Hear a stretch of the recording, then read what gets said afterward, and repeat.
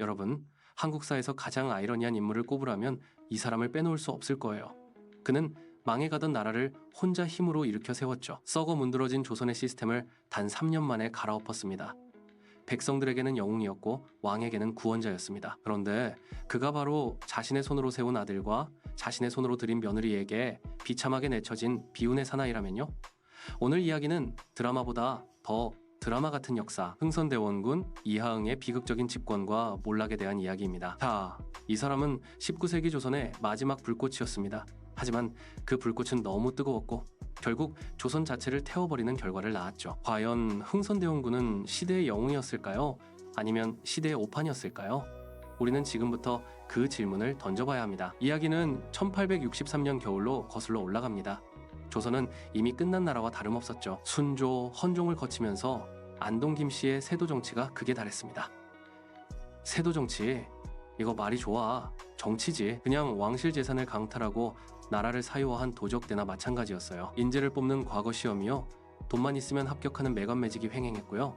탐관오리의 횡포는 말도 못했습니다. 백성들은 세금으로 이미 껍데기만 남은 상태였죠. 삼정의 문란 들어보셨죠? 군정, 환곡, 전정, 이 세 가지 세금 제도가 나라를 지탱하는 기둥이 아니라 백성의 목줄을 조이는 밧줄이 된 겁니다. 특히 환곡, 이건 정말 악랄했어요. 쉽게 말해보면 곡식을 빌려주고 가을에 이자를 붙여받는 건데 이게 강제 대출이었거든요. 백성이 원하지 않아도 빌려준 뒤썩은 쌀이나 모래 섞인 쌀을 주고는 나중에는 아주 깨끗한 쌀에 높은 이자를 쳐서 받아냈습니다. 이런 상황이니 백성들은 나라를 믿을 수가 없었습니다. 홍경래의 난이니 임술농민 봉긴이 여기저기서 폭동이 터져 나왔죠. 조선 왕조는 말 그대로 숨만 쉬고 있던 중환자실의 환자였어요. 그리고 이 환자 옆에는 권력을 독점한 안동 김씨들이 마지막 유산을 어떻게 뜯어낼까 눈에 불을 켜고 있었습니다. 그런데 이때 아무도 예상치 못한 인물이 등장합니다. 바로 흥선대원군 이하응이죠. 그가 원래 왕이 될 수 있는 위치에 있었을까요? 절대 아니었습니다. 그는 왕의 종친이었지만 세도 정치 시기의 종친은 권력의 핵이 아니라 언제든 제거될 수 있는 시한폭탄 같은 존재였습니다. 안동 김씨들은 왕족을 철저히 감시하고 견제했거든요. 여기서 이하응의 생존 전략이 빛을 발합니다. 그는 살기 위해 자신을 철저하게 망가뜨렸어요. 궁궐박, 저자거리에서 남루한 옷을 입고 양반들이 멸시하는 행동을 서슴지 않았습니다. 툭하면 술에 취해 비틀거리고 돈푼이나 꺼달라며 굽실거렸죠. 그의 별명이 뭔지 아세요? 상갓집 개였습니다. 권력자들에게는 그저 조롱거리 멸시의 대상이었을 뿐이죠. 저 왕족은 술이나 퍼마시지 정치에는 관심 없네. 이하응은 이 가면을 완벽하게 써냈습니다. 세도가들이 보기에는 그는 정치적인 위협이 전혀 되지 않는 그저 시시한 양반 나부랭이였거든요. 하지만 이 속에서는요, 그는 치밀하게 때를 기다리고 있었습니다.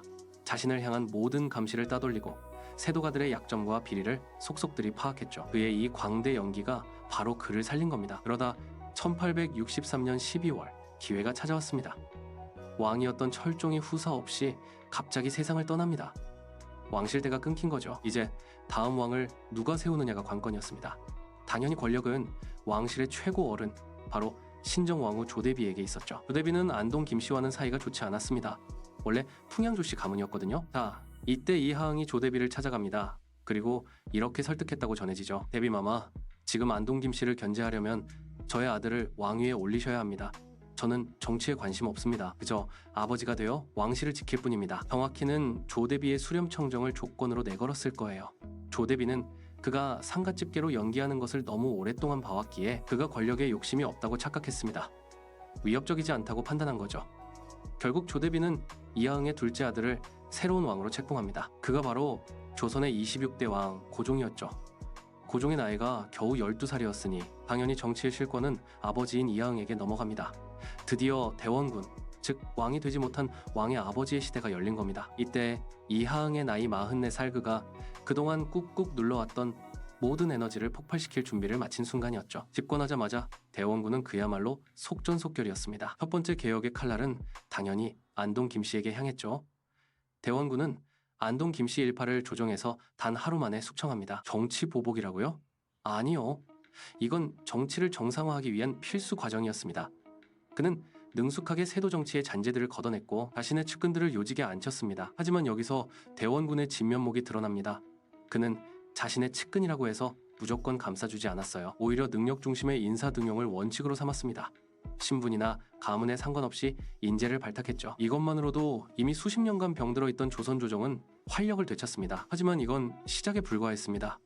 대원군 개혁의 하이라이트는 민생 안정이었어요. 아까 우리가 이야기했죠.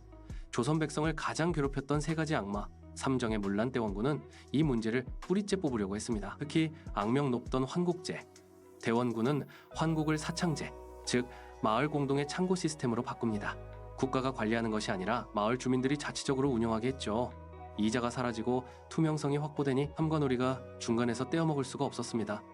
이건 백성들에게는 진짜 혁명과 같았어요. 그리고 두 번째, 군포 문제. 원래 양반들은 군대에 안 갔으니 군포도 안 냈습니다. 오로지 평민들만 이 군포를 감당하고 있었죠. 대원군은 드디어 양반들에게도 군포를 징수하는 법, 호포제를 시행합니다. 호포제는 가가호호포를 걷는다는 뜻이죠. 이건 당시 조선 사회의 근간을 뒤흔드는 엄청난 사건이었습니다. 양반들이 들고 일어났죠. 어찌 양반에게 세금을 걷느냐, 우리의 채통을 더럽히는 일이 아니냐, 난리가 났습니다. 하지만 대원군은 단호했습니다. 나라가 곧 죽게 생겼는데 양반의 체면이 뭐가 중요하냐, 백성을 살리는 것이 더 중요하다. 그는 양반들의 저항을 무시하고 강행했습니다. 이때부터 양반 유생들은 대원군을 증오하기 시작했죠. 대원군이 양반들의 뼈를 때린 또 하나의 사건이 있습니다. 바로 서원철폐였죠. 서원, 이거 처음에는 훌륭한 유학 교육기관이었어요. 하지만 세월이 지나면서 서원은 변질되었습니다. 지역 양반들의 아지트가 되었고요. 세금을 내지 않고 병역 의무를 회피하는 특권층의 피난처가 되었습니다. 또 이들은 조정의 불만을 품은 양반들의 본거지 역할도 했어요. 대원군이 전국에 난립해 있던 수백 개의 서원 중에 단 47개만 남기고 모두 철폐시켜버립니다. 서원의 토지와 노비를 모두 몰수했죠. 이건 단순한 교육 정책이 아니었습니다. 수백 년간 이어져 오던 양반들의 기득권 카르텔을 부숴버린 겁니다. 유생들은 통곡했어요. 이때부터 대원군은 백성들에게는 희망이었지만 기득권층에게는 공포 그 자체가 됩니다. 하지만 대원군은 멈추지 않았습니다. 자신이 집권할 수 있게 해준 조대비의 수렴청정도 3년 만에 끝내버렸죠. 고종이 아직 어리다는 핑계로 수렴청정을 더 하려던 조대비에게 대원군은 압력을 가해 조대비를 물러나게 했습니다. 그는 권력을 그 누구와도 나누고 싶지 않았어요. 철저하게 자신이 중심이 된 강력한 왕권을 확립하려 했습니다. 여기까지 보면 흥선대원군은 조선의 마지막 개혁 군주라고 해도 과언이 아닙니다. 그는 부패를 뿌리 뽑고 백성을 위하는 정치를 펼쳤죠. 정치적 능력, 개혁 의지, 강한 추진력까지 모든 것을 갖춘 영웅이었습니다. 하지만 바로 이 영웅에게도 치명적인 약점과 오판이 있었습니다. 그것은 바로 국제 정세에 대한 인식 부족과 그의 강한 고집에서 비롯됩니다. 대원군이 집권했던 시기, 1860년대는 전 세계가 격변하고 있던 시기였어요.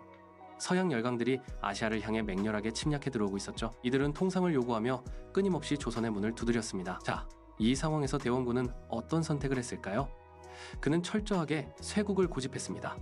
즉, 문을 닫고 외세와의 교류를 완전히 차단한 거죠. 왜 그랬을까요?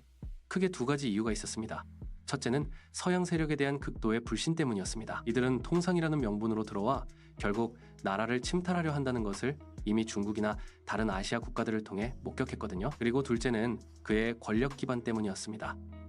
대원군은 조선 사회의 보수적인 유교 이념을 기반으로 힘을 얻었어요. 서양 문물을 받아들이는 것은 곧 자신이 어렵게 다져놓은 보수적인 개혁의 기반 자체를 흔드는 일이었습니다. 결국 대원군은 서양 오랑캐와의 접촉을 피하기 위해 매우 강경한 조치를 취합니다.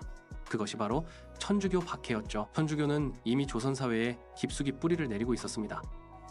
이 종교는 신분 차별을 부정하고 만민 평등을 외쳤으니 민중들에게는 폭발적인 흡인력이 있었죠. 하지만 대원군에게 천주교는 단순히 종교가 아니었습니다. 서양 세력이 조선 내부로 들어오기 위한 교두보였어요. 그래서 1866년 대규모 천주교 탄압이 시작됩니다. 바로 병인박해였죠. 수천 명의 신도와 프랑스 선교사들이 이때 목숨을 잃었습니다. 이 사건은 곧장 외세와의 충돌로 이어집니다. 프랑스는 자국의 선교사를 죽였다는 이유로 조선을 침략합니다. 이것이 바로 병인양요였죠. 프랑스 함대가 강화도까지 쳐들어와 무자비하게 약탈을 했습니다. 하지만 조선군은 양원수 장군의 활약으로 정족산성에서 프랑스군을 격퇴하는 데 성공합니다. 프랑스군은 결국 퇴각했지만 이 과정에서 외교장각의 중요한 도서들을 약탈당하는 아픔을 겪었죠. 대원군은 이 승리를 어떻게 해석했을까요? 우리의 쇄국 정책이 옳았다. 서양 오랑캐는 물리칠 수 있는 존재다. 이때 대원군의 쇄국에 대한 확신은 더욱 강해집니다. 그리고 5년 뒤 1871년 또 하나의 서양 강대국이 조선을 건드립니다. 미국이었죠. 바로 신미양요입니다. 미국 상선 제너럴 셔먼호 사건을 빌미로 미국 함대가 또다시 강화도로 쳐들어왔습니다. 조선군은 어재현 장군의 지휘 아래 용감하게 싸웠지만 화력 차이가 너무 컸어요. 처절하게 패배합니다. 하지만 대원군은 절대 굴복하지 않았습니다. 그는 전쟁에서 패했음에도 불구하고 미국과의 통상을 거부하고 끝까지 대치했죠. 결국 미국 함대도 자국 내 정치 문제로 인해 철수할 수밖에 없었습니다. 대원군은 이 승리 아닌 승리를 대대적으로 선전했습니다. 전국 방방곡곡에 척화비를 세웠죠. 서양 오랑캐가 침범하는데 싸우지 않으면 화친하는 것이요, 화친을 주장하는 것은 나라를 파는 것이다. 이것이 그의 절대적인 신념이었습니다. 대원군은 서양과의 충돌에서 잠시나마 조선을 지켜낸 영웅이 되었지만 아이러니하게도 이 시기에 조선의 문은 완전히 굳게 닫혀버립니다. 다른 나라들이 급속도로 근대화의 길을 걷고 있을 때 조선은 홀로 고립을 선택한 겁니다. 자, 쇄국 정책이 굳건해지던 바로 이 시기에 대원군의 개혁은 또 다른 방향에서 문제를 일으킵니다. 그것이 바로 경복궁 중건이었죠. 경복궁, 임진왜란 이후 수백 년간 폐허로 방치되어 있었습니다. 대원군은 무너진 왕권을 상징적으로 회복하기 위해 경복궁을 다시 지어야 한다고 주장합니다. 물론 상징적인 의미는 컸습니다. 하지만 문제는 돈이었어요. 나라의 재정이 이미 바닥이었거든요. 대원군은 이 막대한 공사 자금을 마련하기 위해 무리수를 두기 시작합니다. 첫째, 원납전. 이건 기부금이라는 명목이었지만 사실상 강제징수나 다름없었어요. 백성들의 불만이 터져나오기 시작합니다. 둘째, 당백전 발행. 이게 진짜 치명적이었습니다. 당백전은 상평통보의 100배 가치를 가진다고 선포한 화폐였어요. 하지만 실제 가치는 그만큼이 아니었죠. 화폐를 마구 찍어내니 어떤 일이 벌어질까요? 극심한 인플레이션이 발생합니다.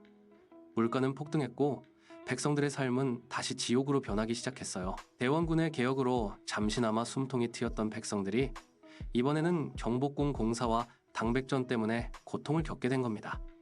백성들의 원성은 하늘을 찔렀죠. 게다가 경복궁 중건 과정에서 백성들을 강제로 노역에 동원했습니다. 기존의 양반들의 특권이었던 서원과 호포제를 개혁해서 백성의 지지를 얻었던 대원군이 이제는 백성들을 착취하는 독재자로 변질되어 가고 있던 겁니다. 이때부터 조정과 민심 모두 대원군에게서 등을 돌리기 시작했습니다. 특히 그를 가장 가까이에서 지켜보던 아들 고종 종그리고 고종의 아내, 즉 대원군의 며느리였던 명성황후 민씨, 이들 역시 대원군의 독선에 염증을 느끼기 시작합니다. 명성황후는 처음에는 대원군이 직접 간택한 며느리였습니다.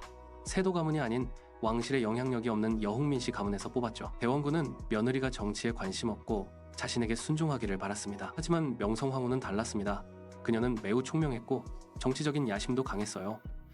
자신이 낳은 아들 훗날 순종을 왕위에 올리기 위해서라도 시아버지의 독단적인 통제를 끝내야 한다고 생각했죠. 고종 역시 이미 성인이 되었습니다. 22살의 고종은 더 이상 아버지의 근을 아래 잇고 싶지 않았죠. 왕으로서 직접 나라를 통치하고 싶었습니다. 결국 고종과 명성황후를 중심으로 대원군의 정책에 불만을 품은 양반 유생들과 경복궁 공사로 피해를 본 제야 세력들이 하나둘씩 모여들기 시작했습니다. 바로 반 대원군 연합 전선이 형성된 겁니다. 1873년 결정적인 사건이 터집니다. 바로 최익현의 상소였죠. 유생이었던 최익현은 고종에게 직접 상소를 올립니다. 내용은 매우 충격적이었습니다. 요약하면 이거예요. 지금 왕은 고종 폐하이신데 왜 아직도 왕의 아버지가 정치를 전행하고 계십니까? 대원군은 당장 정치를 그만두고 물러나셔야 합니다. 이건 단순히 정치 비판이 아니었습니다. 아버지에게 정치에서 손을 떼라고 공식적으로 요구한 것이나 마찬가지였죠. 대원군은 당연히 최익현을 당장 잡아주기로 했지만 고종과 명성황후 측은 이 상소를 정치적으로 이용했습니다. 고종은 상소를 받아들였고 마침내 대원군에게 정계 은퇴를 명합니다. 그 순간이었습니다. 대원군이 10년간 유지했던 강력한 철권 통치가 단 한 장의 상소문과 아들의 명령으로 막을 내린 겁니다. 대원군은 절치부심하며 물러났습니다. 그의 권력은 그렇게 허무하게 무너져 내렸죠. 하지만 그의 몰락은 단순히 권력 투쟁의 끝이 아니었습니다. 대원군이 사라지자 그를 억누르던 모든 외부의 압력도 사라졌습니다. 특히 쇄국 정책이라는 둑이 무너진 겁니다. 대원군을 몰아낸 명성황후와 민씨 척족들은 이제 일본과 서양 열강들의 통상 압력에 직면합니다. 그리고 그들은 대원군과 달리 문을 열기로 결정하죠. 1876년 일본과 불평등한 강화도 조약을 맺게 되면서 조선은 격변의 근대시대로 진입하게 됩니다.